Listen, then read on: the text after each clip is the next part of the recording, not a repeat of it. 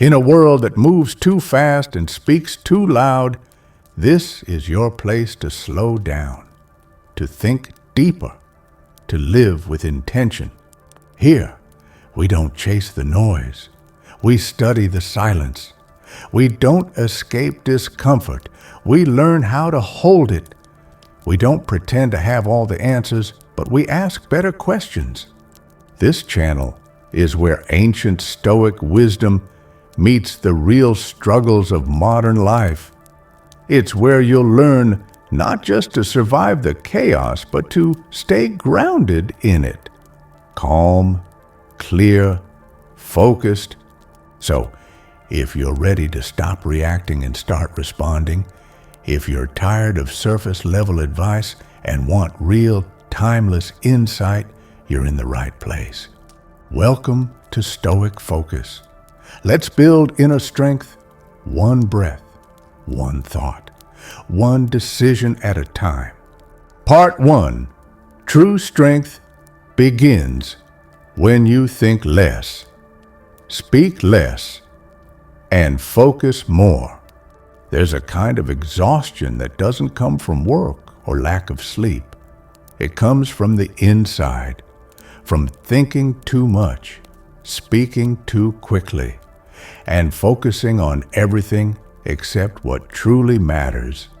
You know the feeling. You wake up and your mind is already running. You scroll through your phone, answer messages, check the news, reply to notifications. Before you've even had a moment to breathe, you're already reacting to the world. And it doesn't stop there.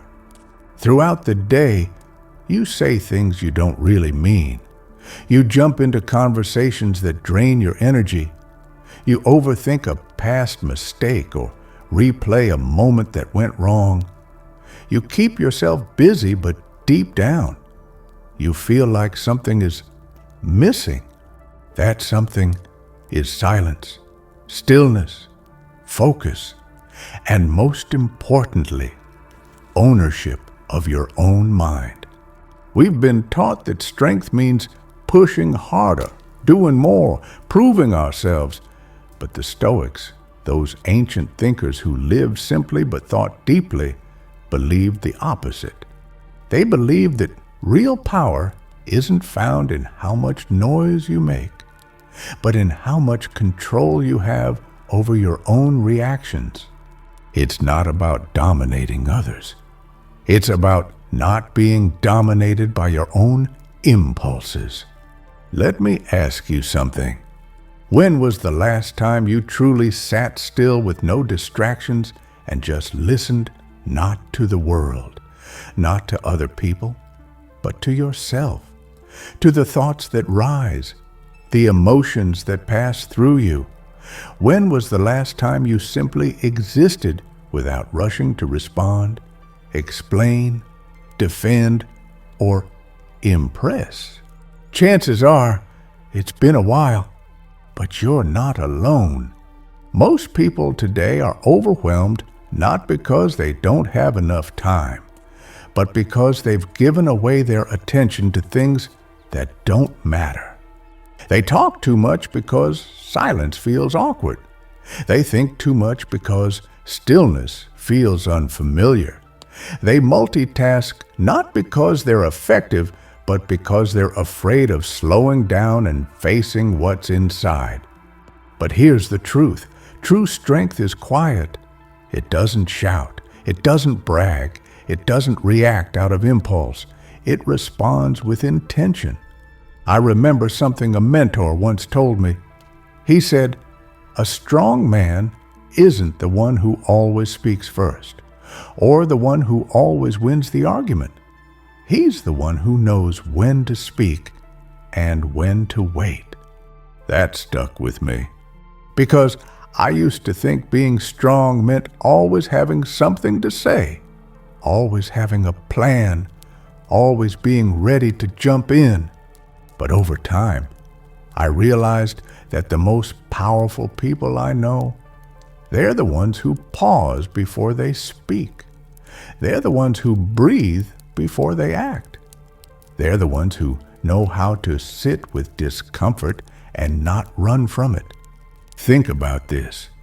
When you reduce the noise, you can finally hear what your mind is trying to tell you. When you stop reacting to every little thing, you start seeing clearly. And when you begin to focus on what you can control, your breath, your thoughts, your actions, you take back power over your life. That's what the Stoics were pointing to all along. They weren't trying to make life easy.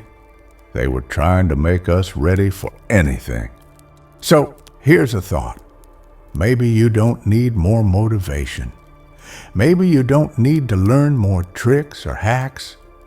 Maybe you just need to subtract. Subtract the extra talking. Subtract the endless thinking. Subtract the need to be heard all the time. And in that space, you'll find focus. You'll find discipline. You'll find peace. Real peace. Not the kind you get when everything's perfect, but the kind that stays with you even when the world around you is falling apart. That's real strength.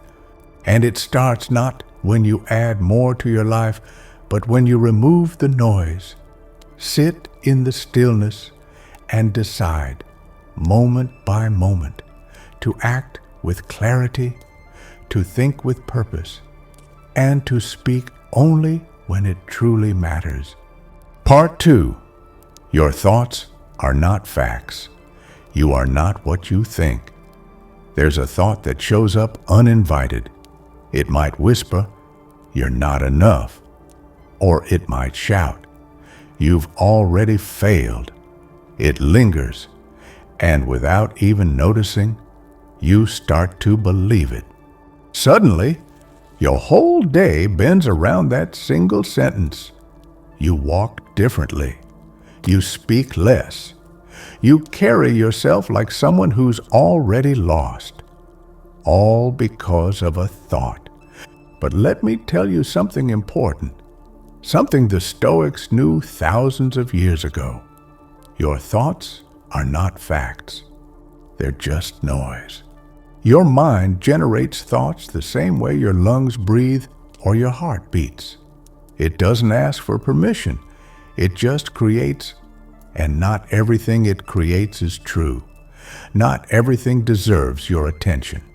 Epictetus said, "It's not things themselves that disturb us, but our judgments about them." That judgment, it starts with thought. Think of your mind as a train station. Every thought is a train pulling in. Some carry regret. Some carry fear. Some carry anger or shame or confusion. But you don't have to board every train. You can stand on the platform. You can watch it arrive and leave. That choice to observe instead of react is a superpower. But it takes practice, because most of us were never taught to pause. We were taught to react, to fix, to fight back, to believe the worst things our minds say. I remember talking to a man once, successful, respected, calm on the outside, but inside he was at war. He told me that every morning before his feet even hit the floor, a thought would whisper, "You're already behind. You're failing." And for years, he believed it. Until one day, he read something simple. "I'm having the thought that I'm failing." Just that. Not "I'm failing," but "I'm having the thought." It might sound small, but that small shift created distance. That space helped him see. The thought wasn't truth. It was just noise. And when you stop feeding that noise, it fades, like smoke that clears when the fire dies out. The goal isn't to fight your thoughts or pretend to be positive all the time. That's not strength. That's denial.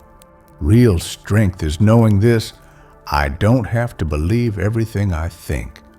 because thoughts are often old, leftovers from childhood, echoes from someone else's opinion, unfiltered reactions, unexamined fears.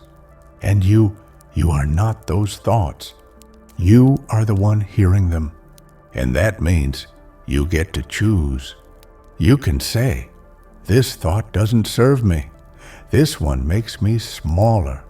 This one takes away my energy. And then you let it go.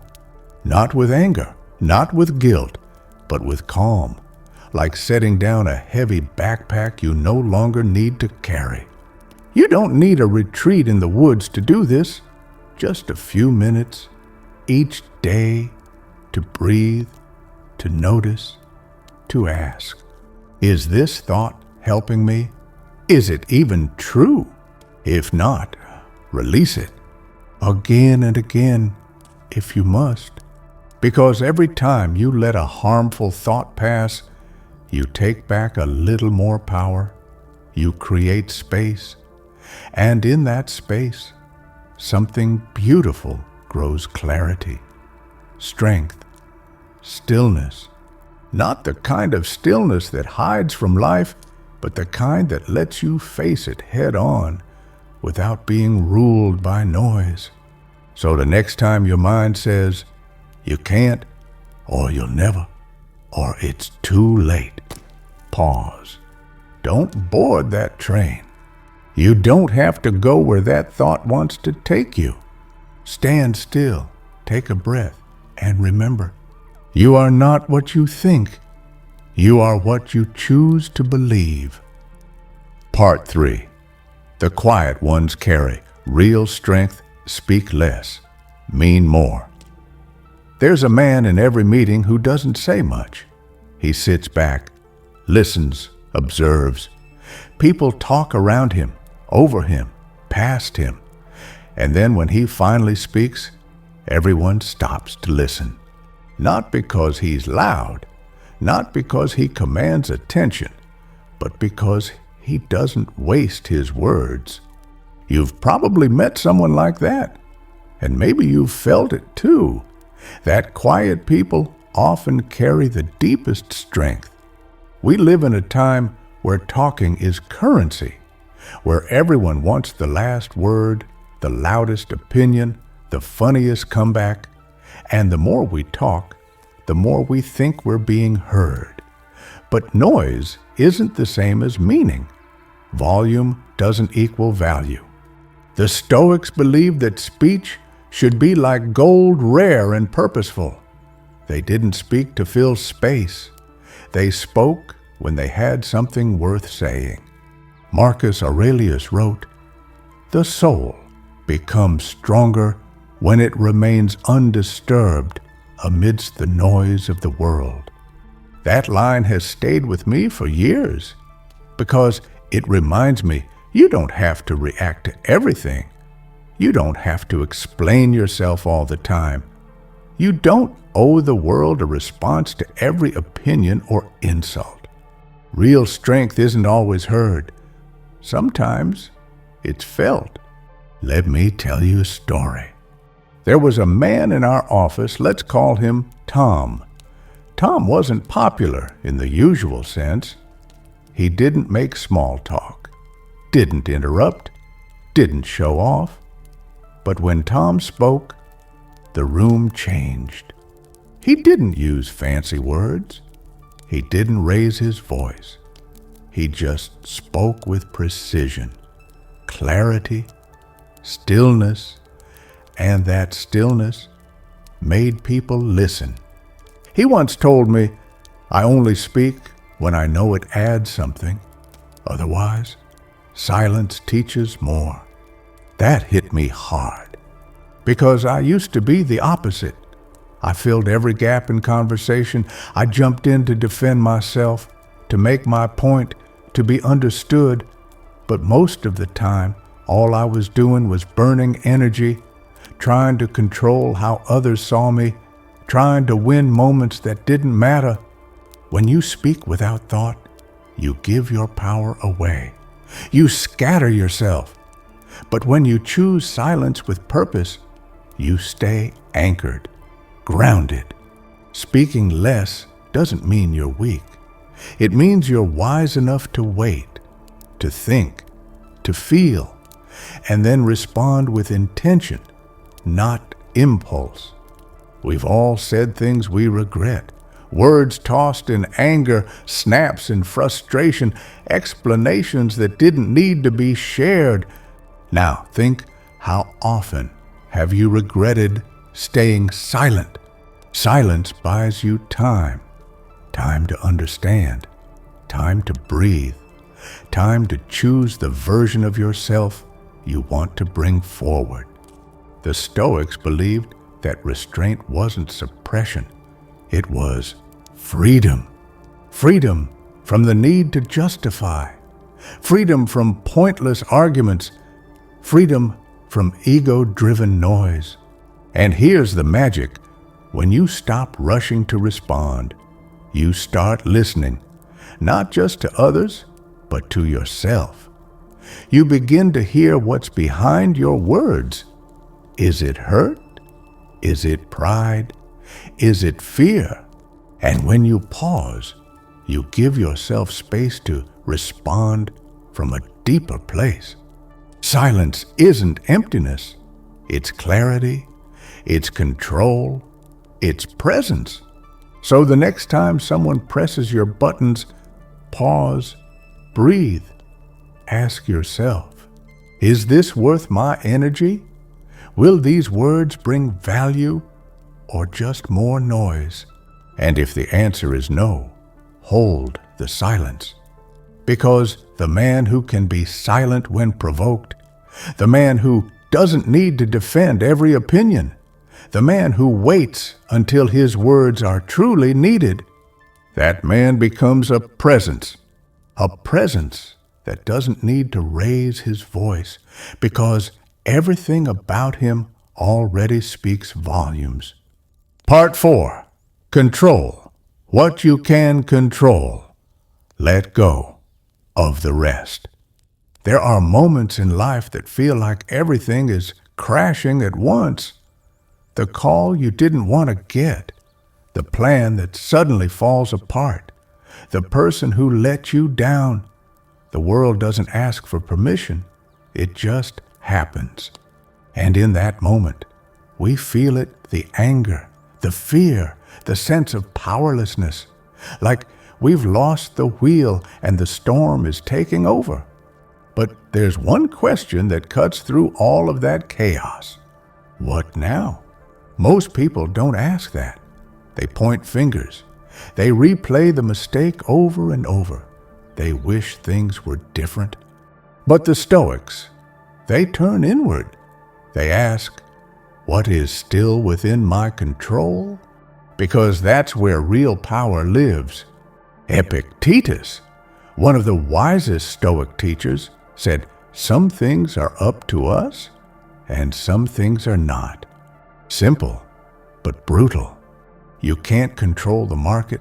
You can't control the weather. You can't control someone's loyalty, but you can control your response, your actions, your attitude.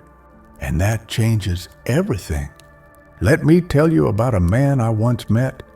He'd built a small business for over 20 years, put his heart into it, but one crisis, one wave of bad luck wiped it all out. In just a few months, everything he had worked for was gone. He said the hardest part wasn't losing the money, it was the identity crisis, feeling like a failure, waking up with shame and blame and bitterness stuck in his chest. He tried blaming the economy. He tried blaming himself, but none of that helped. He was drowning in things he couldn't fix. Until one day, he sat down with a notebook and drew 2 columns.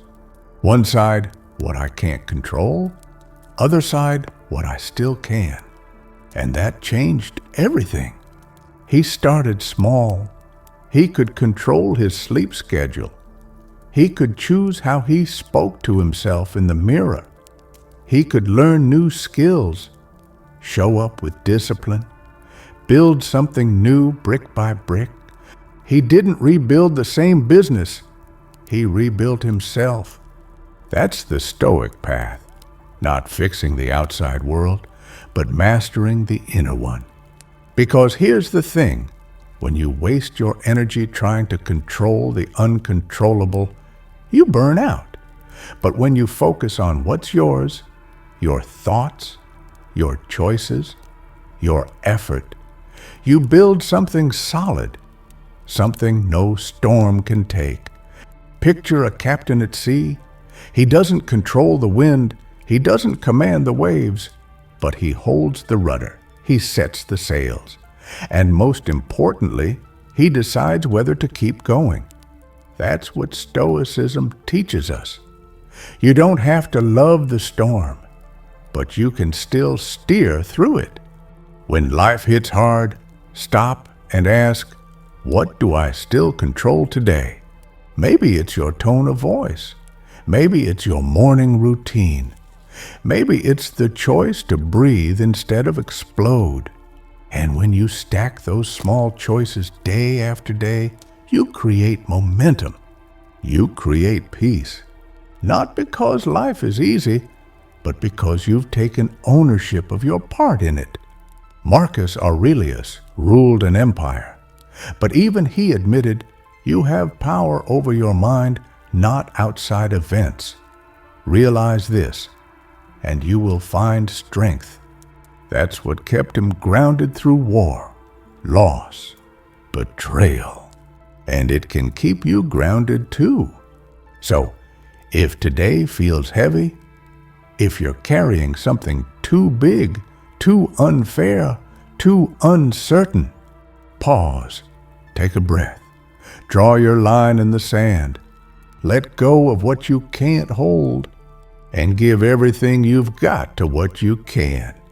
Because that's where transformation begins. Part 5. Focus on what grows you, not what holds you back. Have you ever walked away from a conversation and days later, you're still replaying it in your mind? You keep rewriting what you should have said, what you wish you didn't say, how you would have made it better if you just had one more chance. Or maybe you made a mistake months ago, and it still shows up at night, a ghost that lingers in your thoughts long after everyone else has forgotten. Or maybe someone hurt you. They're gone. They've moved on. But somehow, their words or actions still live rent-free inside your mind. You're not alone. But here's the truth. The Stoics knew well.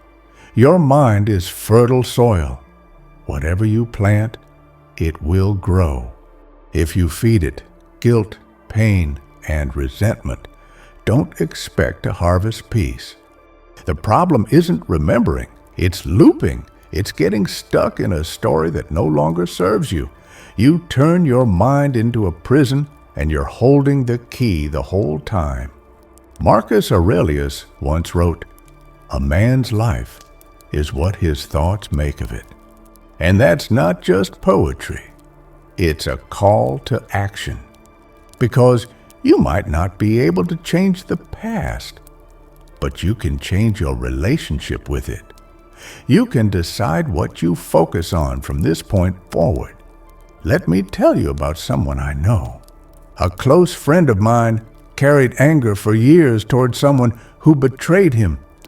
He replayed every detail, what they said, what they did, how he should have seen it coming. And that anger, it became part of his identity.